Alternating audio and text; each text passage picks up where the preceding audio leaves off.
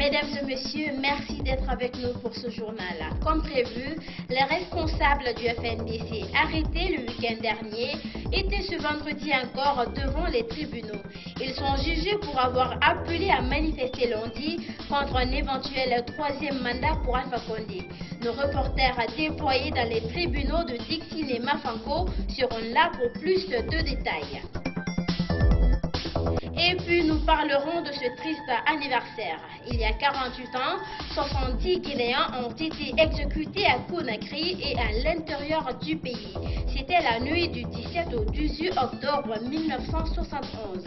En conférence de presse ce vendredi, l'association des victimes du Camboiro est longuement revenue sur ces événements douloureux. C'est tout pour le sommaire, tout de suite les détails.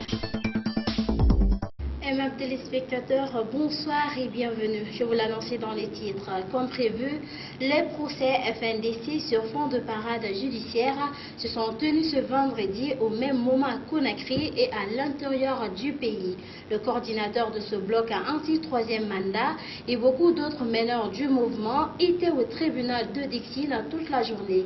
Il faut rappeler qu'Abdourahmane Sano et ses compagnons ont été arrêtés le week-end dernier, ce pour avoir demandé aux Guinéens de manifester lundi 14 octobre contre le projet de nouvelle constitution prôné par le parti au pouvoir. Alors, que s'est-il passé au tribunal de Dixine où le procureur avait proposé dans la matinée une peine de 5 ans de prison ferme? Suivez les explications dans Souvaï Le Bandé. Après une journée de marathon judiciaire, le procès FNDC est une nouvelle fois renvoyé.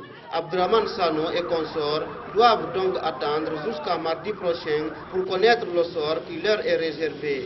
Le procureur, lui, propose à ce qu'ils soient condamnés à 5 ans de prison ferme et au paiement de 2 millions de francs guinéens. Les avocats de la défense, fortement mobilisés, ne l'entendent pas de cette oreille. La défense a suivi avec une attention soutenue les réquisitions de M. le procureur de la République, qui n'a pas pu faire asseoir l'accusation, qui s'est simplement contenté de requérir 5 ans d'emprisonnement contre des innocents. La défense et 2 millions d'amende. La défense unanimement, à sa tête, M. le bâtonnier, l'ex-bâtonnier de l'Ordre des avocats de Guinée, à tour de rôle, a démontré que dans cette affaire, il n'y a pas eu de manœuvre. Il n'y a pas eu d'acte tendant à troubler la sécurité ou l'ordre public. Ces multiples renvois commencent à agacer les avocats du FNDC. Mais malheureusement, nous assistons aux 2 poids 2 mesures.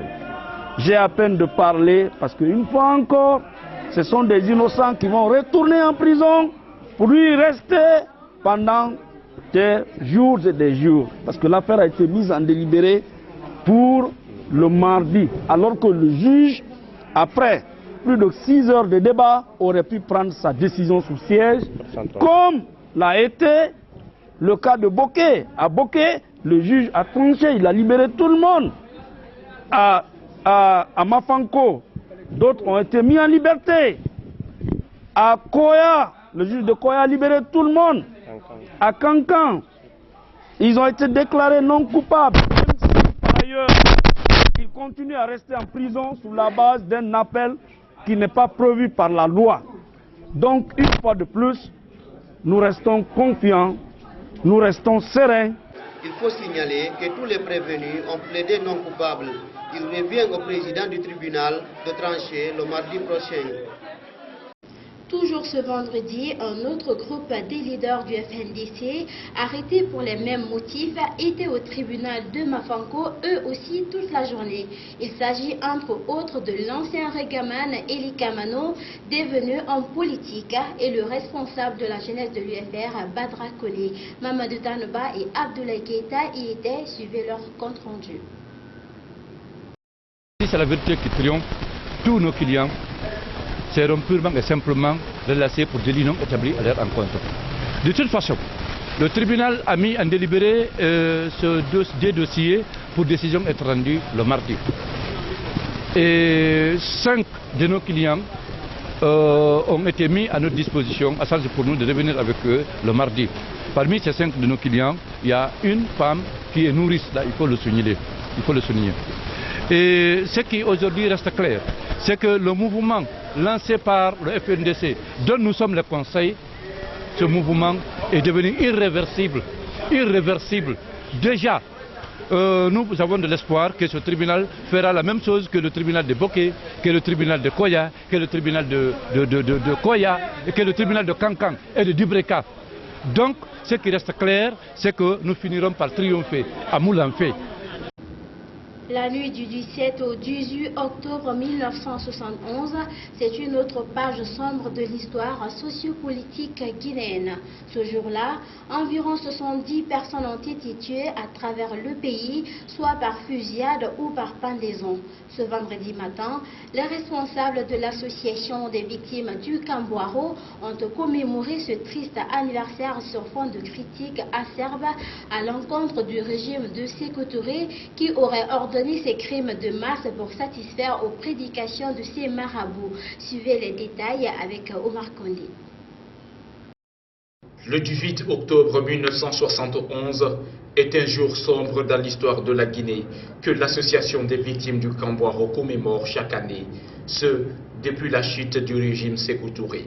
Diffuser un communiqué de presse qui est relatif aux exécutions sommaires qui sont intervenues le 18 octobre 1971 sous la dictature sanglante du président Sékou Touré.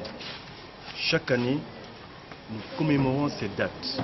Nous avons l'habitude de les commémorer dans les charniers où on a exécuté, à savoir sous les pieds du mont Kakulima, sous les pieds du mont Ganga ou à Kankan dans les champs du tir. Selon le secrétaire exécutif de cette association, 70 Guinéens ont été exécutés cette nuit pour une raison qu'il explique. Dans le livre de Portos, La vérité du ministre, il le dit, il le rappelle et il témoigne que Sékou Touré voulait vivre au-delà de Houphouët-Boigny.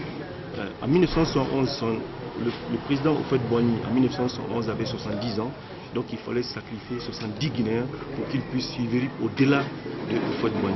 L'objectif de cette commémoration est de rappeler aux jeunes ces tueries massives qui ne doivent passer aux oubliettes. Mamadou Barry, victime, se souvient de son passage au Camboiro. Nous étions 3 dans la même cellule.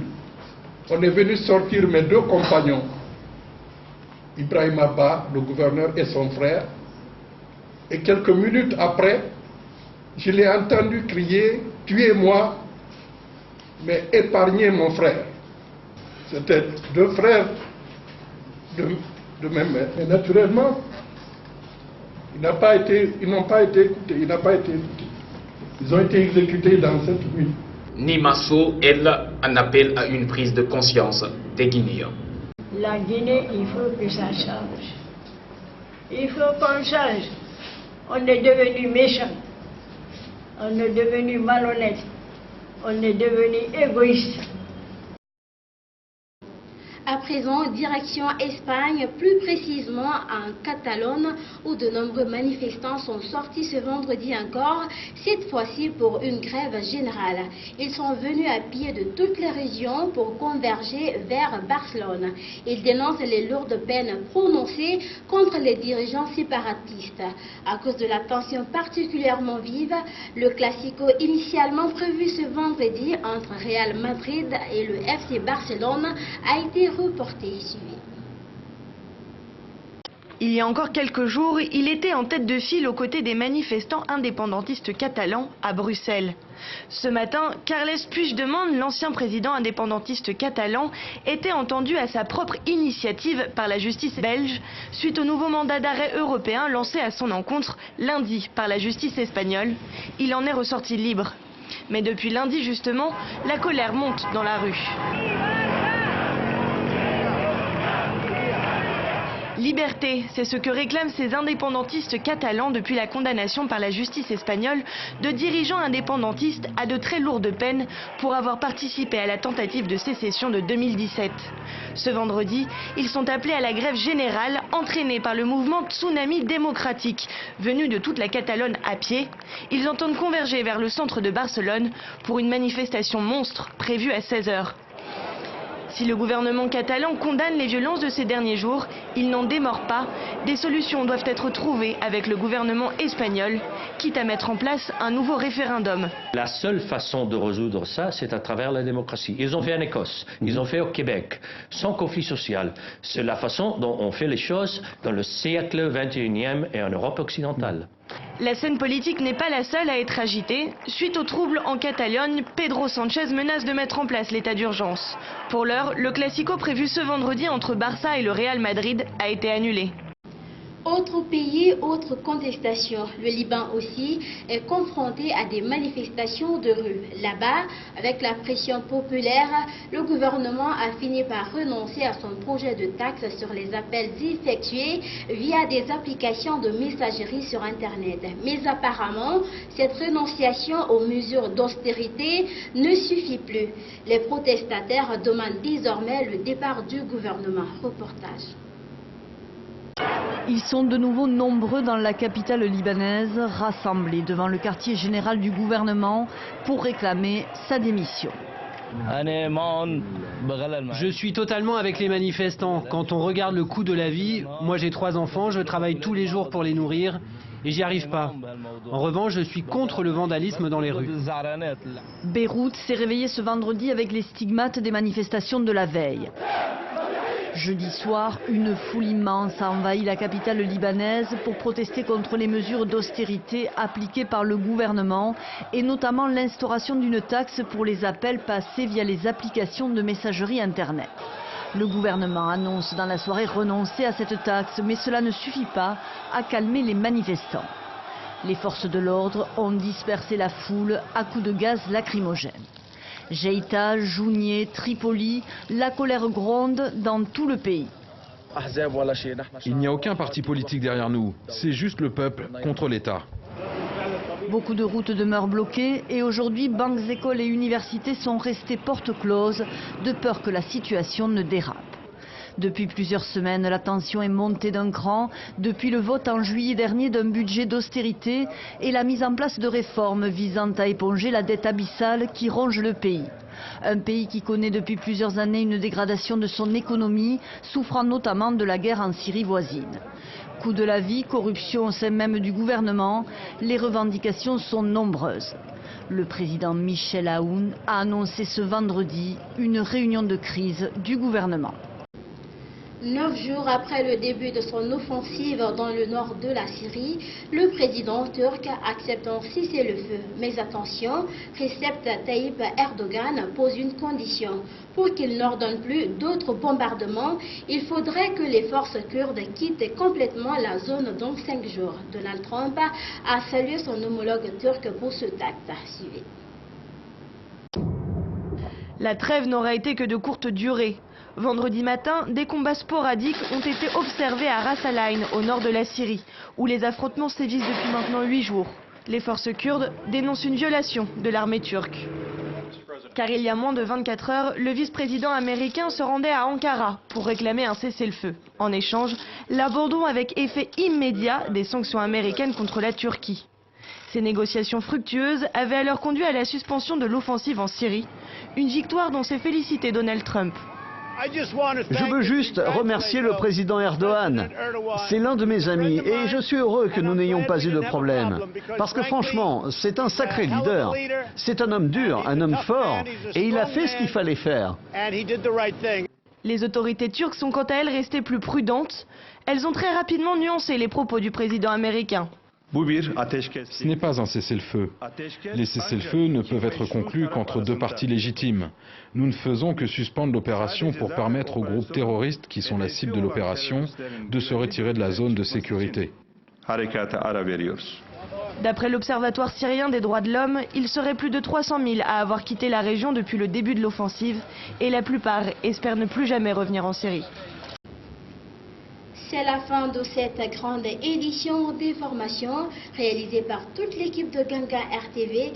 À tous, merci de l'avoir suivi et merci de votre fidélité à Gangan TV.